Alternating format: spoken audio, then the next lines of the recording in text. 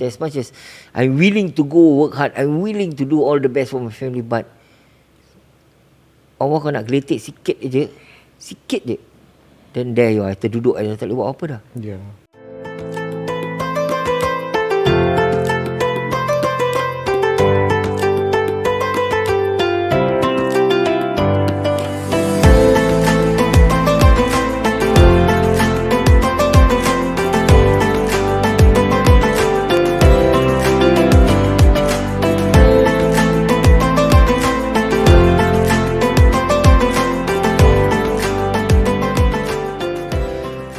Assalamualaikum warahmatullahi wabarakatuh. Alhamdulillah, ketemu lagi kita di Seikhlas Ramadan ini dibahas oleh Bapak Kau punya podcast.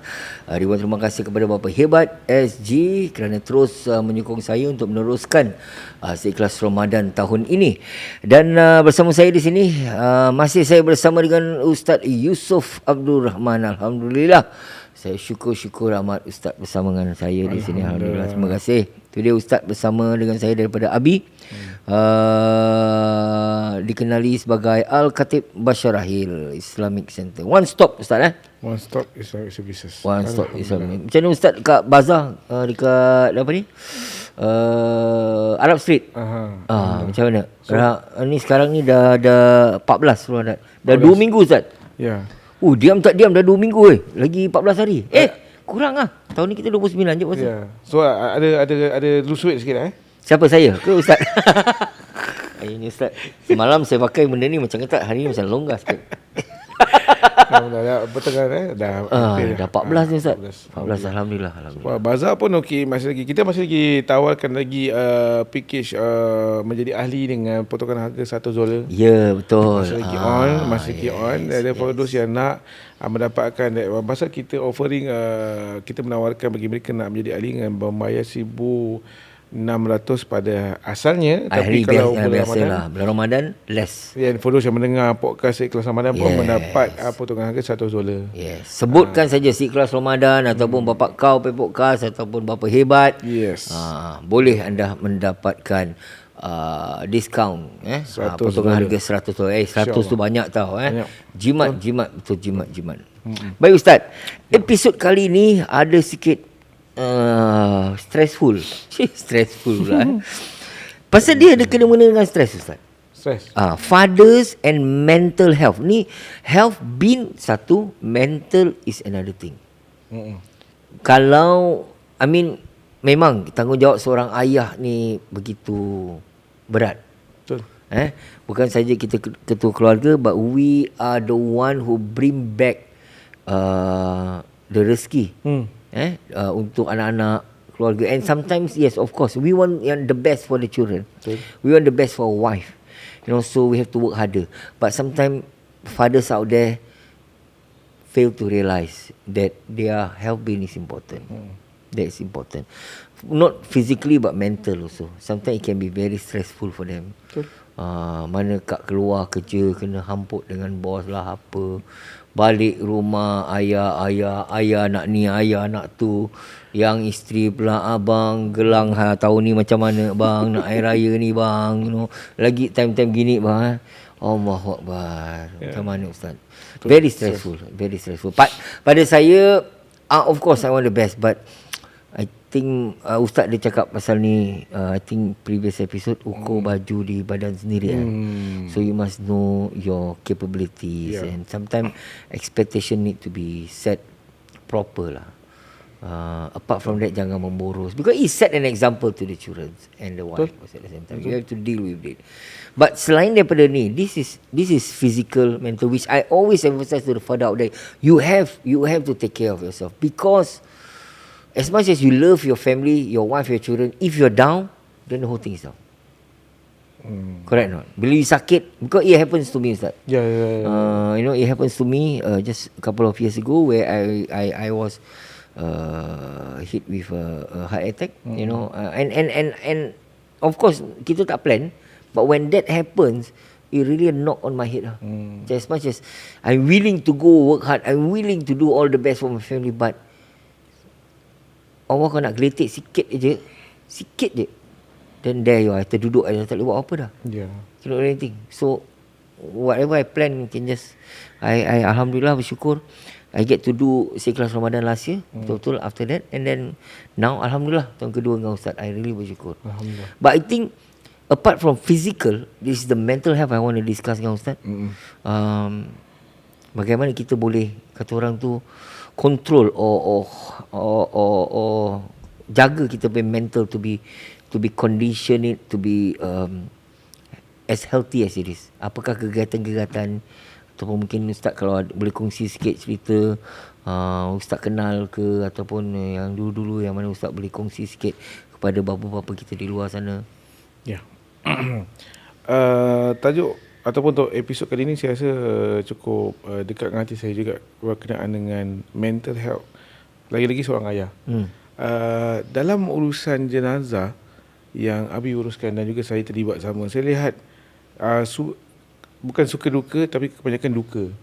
Yang mana dia dapat lihat ekspresi orang yang hidup terhadap orang yang dia sayang yang dah meninggal dunia.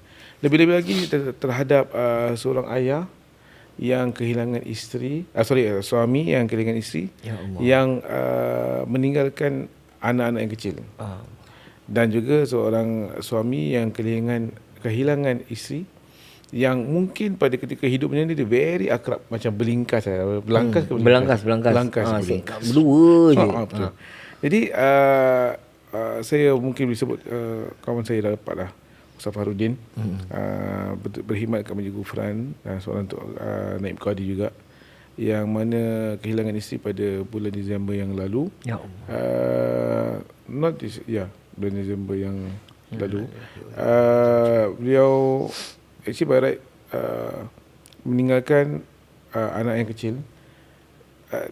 Saya berapa ramai Ustaz? 3 anak lah. 3 anak, 3 perempuan, 8. Lebih kurang yang darjah 4. Ada lagi satu baru darjah 1, lagi satu is baru masuk K1, K2. 3 berdiri. Dan saya selalu kalau nak hantar isteri saya ke ataupun nak pergi singgah rumah mak saya akan lalu rumah dia yang dulu meriah dengan lampu yang terang rumah dia. Saya akan nampak pasal rumah dia berdekatan dengan main road lah. So kita akan tengok. Belum sekarang dah pergi balik gelap. Meaning kehilangan dia punya seri ataupun kehilangan dia punya kemeriahan rumah tu.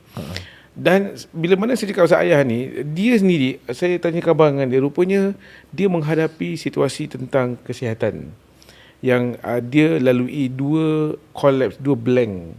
Dia istilahkan saya blank tu, maksudnya blank? 2 kali dalam keadaan yang tak sedarkan diri. Atas dasar berbagai reason lah. Mungkin saya cakap dengan dia adalah sebabkan kau penat lah. Sebab first of all, apabila dia kehilangan isteri, saya rasa dia nak kena double up dia punya usaha untuk menjaga anak-anak plus untuk mencari nafkah, mencari rezeki kat luar untuk anak-anaknya kecil. Maybe dia nak bukan lupakan, tapi dia nak padatkan waktu dia, jadi dia tak mengiang-iang ingatkan arwah isterinya. Kadang-kadang itu yang buat kita lalai ataupun depress. Okey, saya bila macam gitu kan, saya pernah tanya dia baru-baru juga dia ahli kita juga yang mana kehilangan isteri tau. Dan isteri dia ni tak ada sakit, tak ada apa, tiba-tiba meninggal kat atas katil. So bila mana dia the next day I meet him dekat mortuary pasal nak kena collect isterinya. So saya cakap, bang macam mana, dapat tidur tak? Dia kata, Ustaz susah Ustaz. Susah in terms of I have still my wife, my everything semua masih hidup lah. Orang tua, mak mertua semua masih hidup. Saya tak rasa dia punya kehilangan, dia rasa.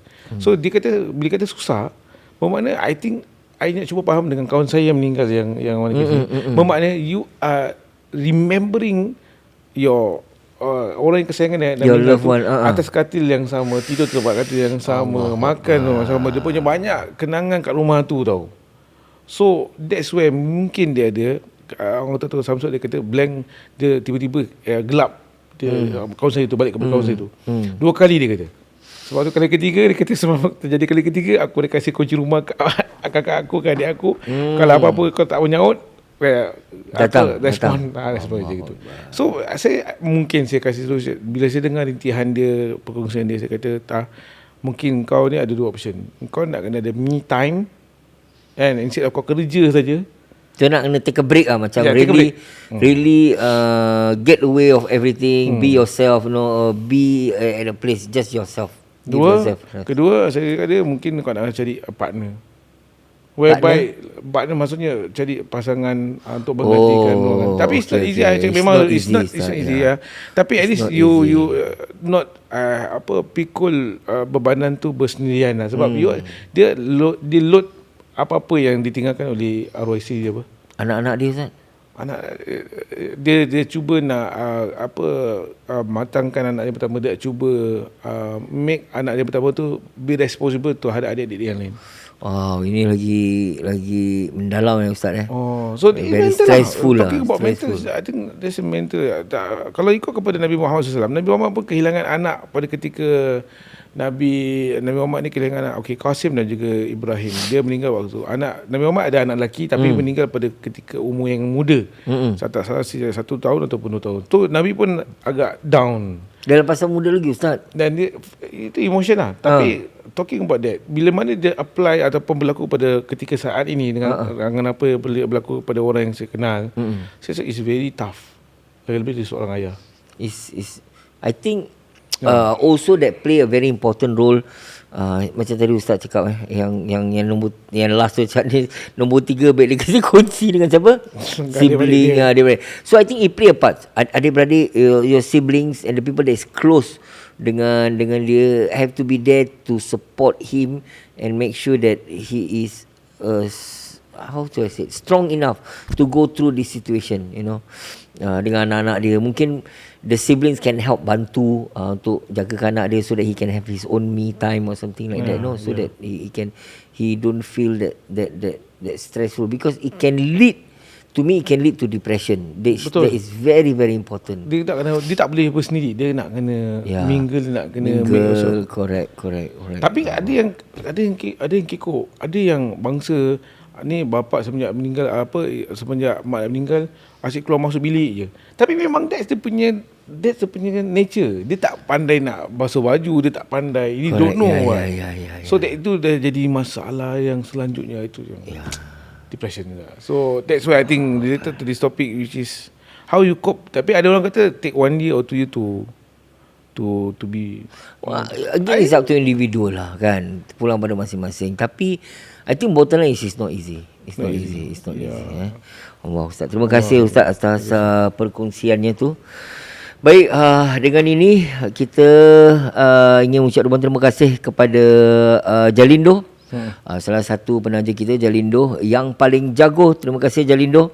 Bagi mereka yang ingin menghantar pengiriman barang daripada Singapura ke Indonesia ataupun Indonesia kembali ke Singapura, satu-satunya Jalindo, pilihan anda, amanah kami yang paling jago. Itu dia. Anda boleh hubungi mereka di talian 92482596, 92482596 ataupun WhatsApp mereka, WA mereka, WA WhatsApp. Okey. Dan masih lagi bersama saya di sini, alhamdulillah, bersama dengan kembar adik-beradik, lain bapa lain mak. Nur dah hadir, alhamdulillah. Terima kasih Nur. Hubungi mereka 81184828, 81184828. Itu dia, Nur dah hadir. Kelihatan anggun. Apa keunggulannya anggun. Baik Nur. Semalam kita berbual pasal BTO. Aku terlupa nak tanya pula. Kalau diorang apply ni, aku semalam berbual macam confident diorang apply, diorang boleh dapat kan. Tapi ada tak situasi yang diorang apply sekiranya diorang tak dapat? Okay, kalau nak cakap pasal BTO ni is basically ballot lah. You kena ballot. Ballot tu tak semestinya boleh dapat. You mean for the first time lah? For the first time also. Ada orang first timer apply sampai 12-13 kali pun tak dapat juga. Yes, it's not just because you are a first timer, you are guaranteed a place. So even though you are qualified, you qualify, that means you apply.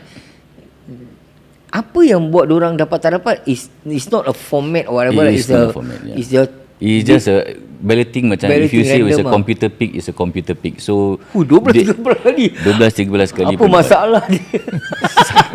Selalunya kalau dah 12-13 kali gini, we will sit down with them and then we will ask them also lah whether resale is also part of their plan. Option. Part of their option. If they want to move from BTO to resale. Okay, before you answer the following, going back to the 13 or 10 or even they applied 10 times lah.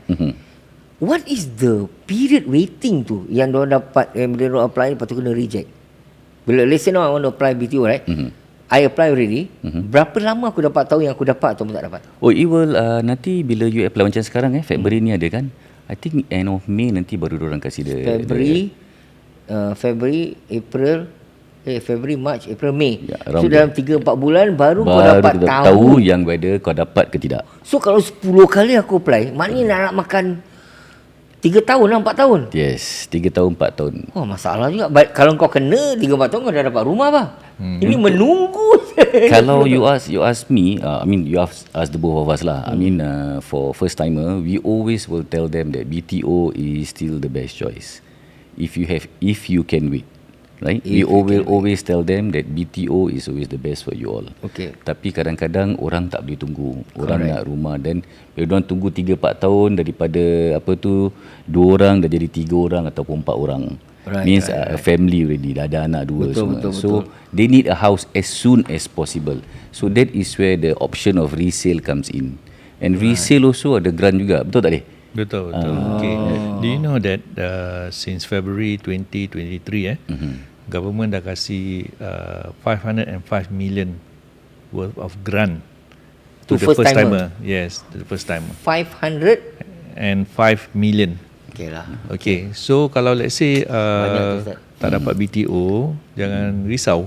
Because you can still buy resale with a grant And you still up can get to a grant. 190,000. So that means as a first timer, whether you buy a BTO or a resale, you are still entitled to the grant. Yes. Cuma kalau BTO grant dia tinggi sikit. Tak. Resale grant dia lagi tinggi. Oh. Pasal you must understand, resale prices you buying from the open market. So the prices of the house are so much higher. Whereas BTO is considered subsidized housing from HDB. Okay, itu satu tips yang baik. Terima kasih. So kalau bagi mereka yang nak subsidize tinggi, grant tinggi, jangan tunggu BTO lah, ambil resale lah secepat mungkin. Tapi kalau ada nak rumah baru, boleh lah. Tapi grant dia tak tinggi sangat lah. Terima kasih. Baik, kita kembali lagi dengan mereka esok. Terima kasih Nona Haidir. Jangan lupa anda boleh kata orang tu hubungi mereka di talian lupa aku. Cuba kau ingatkan nombor korang 8118 8118 4828. Ya, 8118 4828. Terima kasih Nong Haidir. Jangan marah. Baik, sampai di sini sahaja episod ke-15 Seikhlas Ramadan ini bahas oleh Bapak Kau Podcast. Kita akan ketemu esok episod yang seterusnya. Sampai di sini saja saya ingin mengucapkan ribuan terima kasih kepada semua yang terus bersama dengan kami. Sehingga kita ketemu lagi di lain waktu dan lain kesempatan. Akhir kata saya di sini, Assalamualaikum warahmatullahi wabarakatuh. Selamat berbuka puasa.